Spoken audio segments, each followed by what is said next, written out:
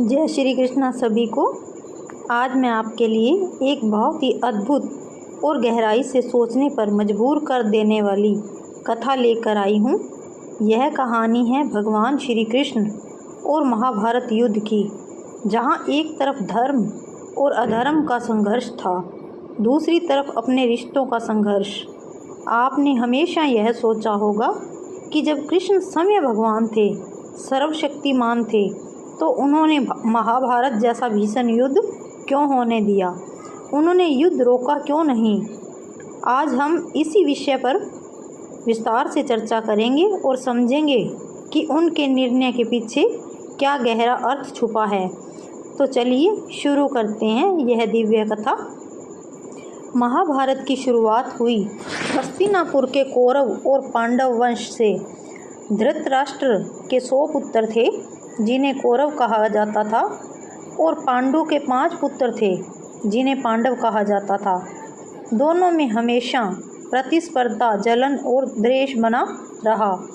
विशेषकर दुर्योधन ने पांडवों से घृणा कर उन्हें नष्ट करने की योजना बनाई। छल, कपट, जुआ, दुराचार और अन्याय से पांडवों को बार बार पीड़ा दी गई। अंत में जब सारी कोशिशें बेकार हो गई तो युद्ध अनिवार्य हो गया। लेकिन इस पूरी घटनाओं के बीच भगवान श्री कृष्ण उपस्थित थे। वे पांडवों के मित्र, मार्गदर्शक और रक्षक बने। फिर भी उन्होंने सीधे युद्ध रोकने का प्रयास नहीं किया, बल्कि उन्हें धर्म की राह पर चलने और अपने कर्म का फल भोगने दिया। यही सवाल सबके मन में उठता है, क्यों? कृष्ण ने शुरुआत में शांति का प्रयास किया। उन्होंने दुर्योधन से कहा कि पांडवों को उनका हक दे दो। यहाँ तक कि कृष्ण ने संधि कराने की पूरी कोशिश की। वे स्वयं शांति दूत बनकर कौरव सभा में गए। उन्होंने धृतराष्ट्र और दुर्योधन से कहा कि युद्ध से सिर्फ विनाश होगा, इसलिए समझौता कर लो। लेकिन दुर्योधन अहंकार में डूबा रहा। उसने कृष्ण की बात मानने से इनकार कर दिया। उसे सत्ता चाहिए थी, चाहे इसके लिए युद्ध ही क्यों ना करना पड़े। तब कृष्ण ने समझ लिया कि युद्ध अब असंभावी है, और तब उन्होंने धर्म की रक्षा के लिए पांडवों का साथ दिया। उन्होंने अर्जुन को गीता का उपदेश दिया, कर्म करो, धर्म का पालन करो, बिना आसक्ति के लड़ो। कृष्ण का मानना था कि हर जीव अपने कर्म के अनुसार फल पाता है। यदि अधर्म बढ़ता गया तो पृथ्वी पर संतुलन बिगड़ जाएगा। इसलिए उन्होंने यह सुनिश्चित किया कि धर्म का नाश हो और धर्म की स्थापना हो। अधर्म का नाश हो और धर्म की स्थापना हो। महाभारत में धर्म और अधर्म का संघर्ष सिर्फ राजसत्ता के लिए नहीं था। यह मानव समाज की नैतिकता, सत्य और न्याय की लड़ाई थी। कृष्ण ने युद्ध को इसलिए होने दिया क्योंकि यह एक आवश्यक प्रक्रिया थी, जिसमें अन्याय का अंत और धर्म का पुनर्स्थापन संभव था।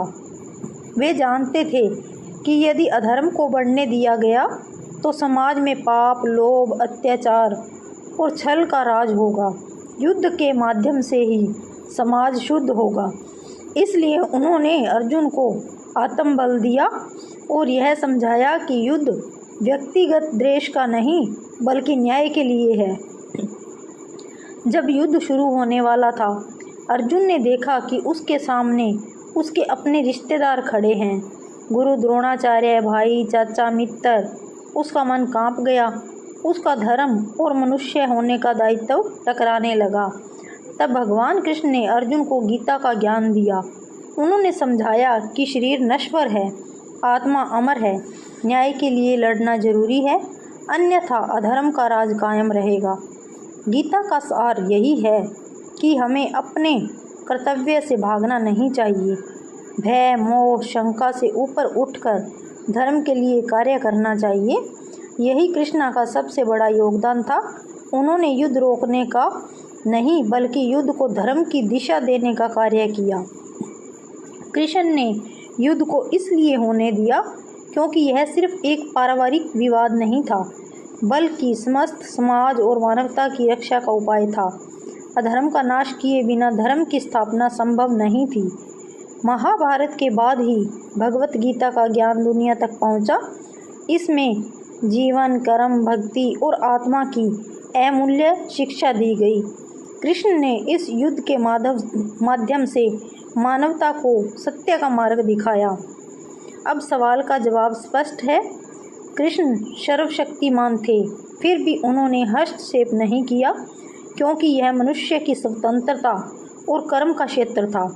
उन्होंने शांति का प्रयास किया, लेकिन जब दुर्योधन नहीं माना तो उन्होंने धर्म की रक्षा के लिए युद्ध को स्वीकार किया। युद्ध के माध्यम से अधर्म का नाश और धर्म का पुनरुत्थान आवश्यक था। अर्जुन जैसे योद्धा को गीता का संदेश देकर उन्होंने जीवन की गहराई समझाई। युद्ध सिर्फ विनाश नहीं था, बल्कि सत्य, न्याय, कर्तव्य और आत्मज्ञान की स्थापना का मार्ग था। इसलिए कृष्ण ने युद्ध रोकने के बजाय उसे धर्म की दिशा दी, ताकि मनुष्य सीख सके कि धर्म के लिए संघर्ष आवश्यक है और हर व्यक्ति को अपने कर्म का फल भुगतना होता है। तो यही है कि भगवान कृष्ण समय होते हुए भी महाभारत जैसे युद्ध को रोक नहीं सके, क्योंकि यह मानवता के लिए एक जरूरी परीक्षा थी। अधर्म का नाश और धर्म की स्थापना ही उनका उद्देश्य था। आज भी गीता का संदेश हमें यही सिखाता है कि जीवन में जब भी कठिनाइयाँ आए, हमें अपने कर्तव्य पर अड़िग रहकर निर्भय होकर आगे बढ़ना चाहिए। जय श्री कृष्णा सभी को। आप लोगों को ये वीडियो कैसी लगी? अगर अच्छी लगी हो तो वीडियो को लाइक करें और ज़्यादा से ज़्यादा शेयर करें, चैनल को सब्सक्राइब करें। जय श्री कृष्णा सभी को।